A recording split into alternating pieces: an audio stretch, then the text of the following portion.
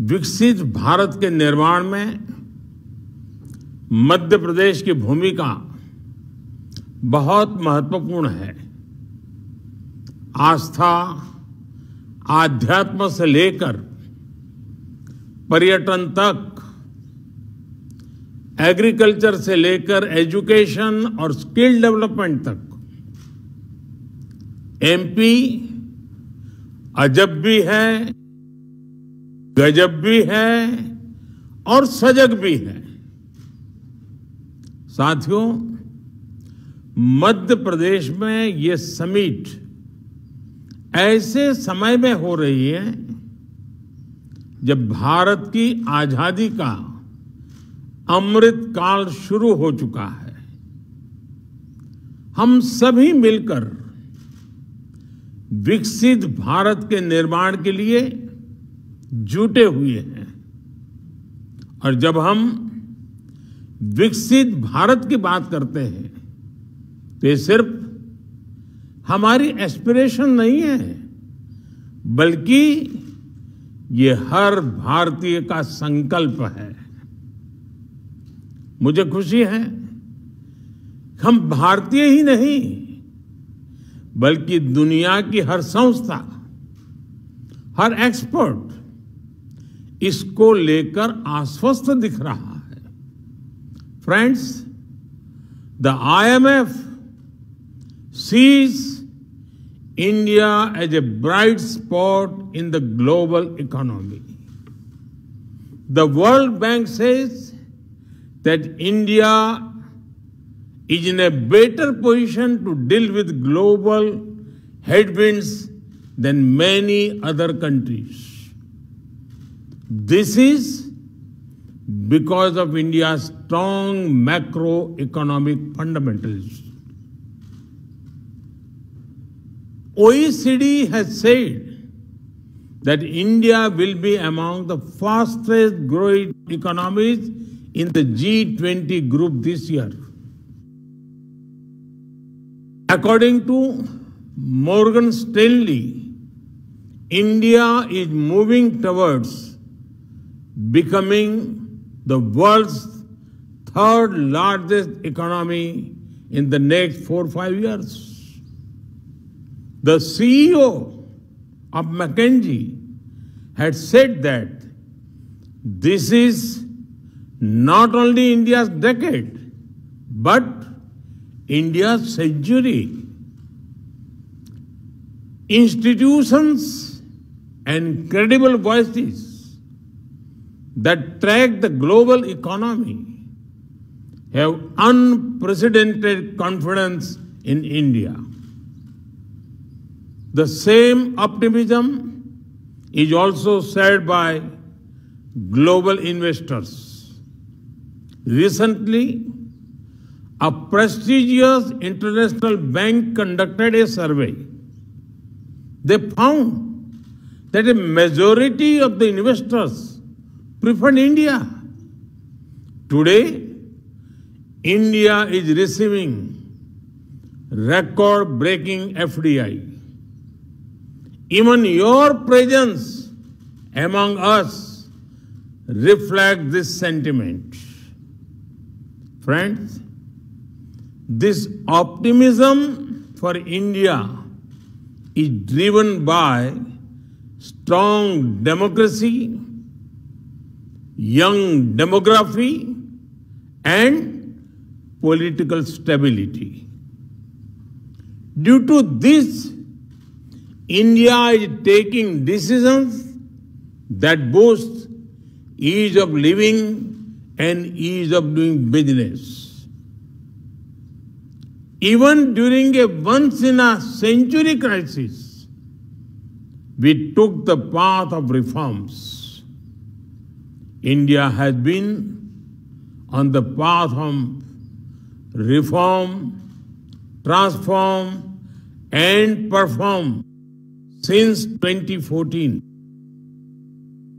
The Atmanirbhar Bharat Abhiyan has imparted greater momentum to it. As a result, India has become an attractive destination for investment. साथियों, एक स्थिर सरकार, एक निर्णायक सरकार, सही नियत से चलने वाली सरकार विकास को अभूतपूर्व गति देकर दिखाती है। देश के लिए हर जरूरी फैसले उतनी ही तेजी से लिए जाते हैं।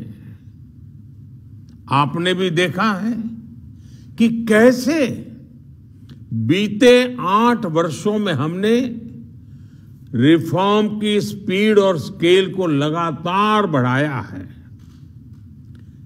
बैंकिंग सेक्टर में रिकैपिटलाइजेशन और गवर्नेंस से जुड़े रिफॉर्म्स हो, आईबीसी जैसा मॉडर्न रिजोल्यूशन फ्रेमवर्क बनाना हो, जीएसटी के रूप में वन नेशन वन टैक्स जैसा सिस्टम बनाना हो, कॉरपोरेट टैक्स को ग्लोबली कॉम्पिटिटिव बनाना हो, सोवरिन वेल्थ फंड्स और पेंशन फंड्स को टैक्स में छूट हो,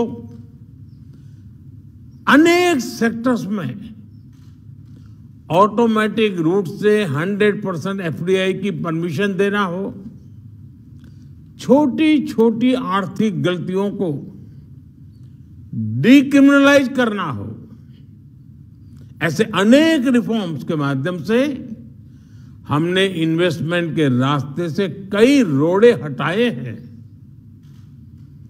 आज का नया भारत अपने प्राइवेट सेक्टर की ताकत पर भी उतना ही भरोसा करते हुए आगे बढ़ रहा है।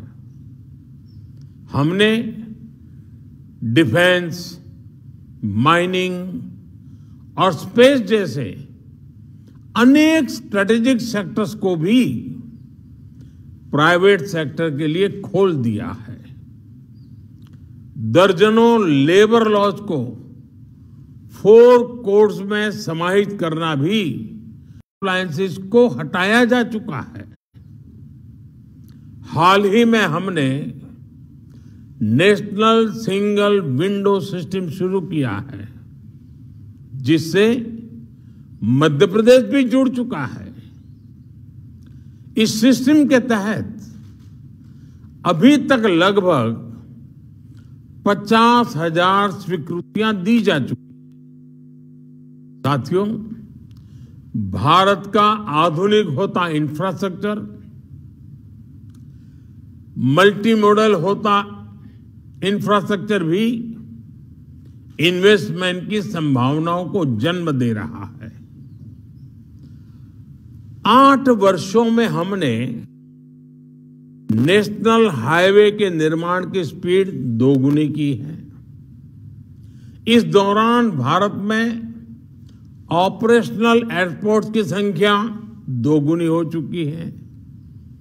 भारत की पोर्ट्स हैंडलिंग कैपेसिटी और पोर्ट टर्न अराउंड में अभूतपूर्व सुधार आया है।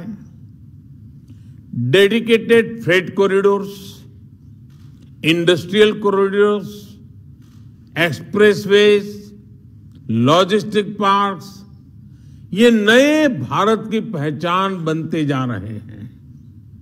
अपडेटेड डेटा रहता है। भारत दुनिया के सबसे कॉम्पिटिटिव लॉजिस्टिक मार्केट के रूप में अपनी पहचान बनाने के लिए कमिटेड है। इसी लक्ष्य के साथ हमने अपनी नेशनल लॉजिस्टिक्स पॉलिसी लागू भी की है। साथियों, भारत स्मार्टफोन डेटा कंजम्पशन में नंबर 1 है। भारत ग्लोबल फिनटेक में नंबर 1 है। Bharat IT BPN outsourcing distribution में नंबर 1 है। भारत दुनिया का तीसरा सबसे बड़ा एविएशन मार्केट और तीसरा बड़ा ऑटो मार्केट है। भारत के बेहतरीन डिजिटल इंफ्रास्ट्रक्चर को लेकर आज हर कोई विश्वास से भरा हुआ है। ये ग्लोबल ग्रोथ के लिए कितना जरूरी है, ये आप भली भांति जानते हैं। भारत एक तरफ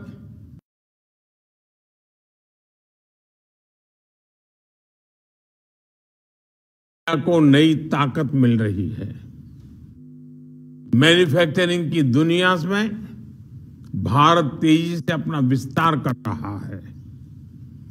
प्रोडक्शन लिंक इंसेंटिव स्कीम के तहत 2.5 लाख करोड़ रुपए से ज्यादा के इंसेंटिव की घोषणा की जा चुकी है। ये स्कीम दुनिया भर के मैन्युफैक्चरर्स में पॉपुलर हो रही है। इस स्कीम के तहत अब तक अलग अलग सेक्टर्स में लगभग 4 लाख करोड़ रुपए प्रोडक्शन हो चुका है। मध्य प्रदेश में भी इस स्कीम की वजह से सैकड़ों करोड़ रुपए का निवेश आया है।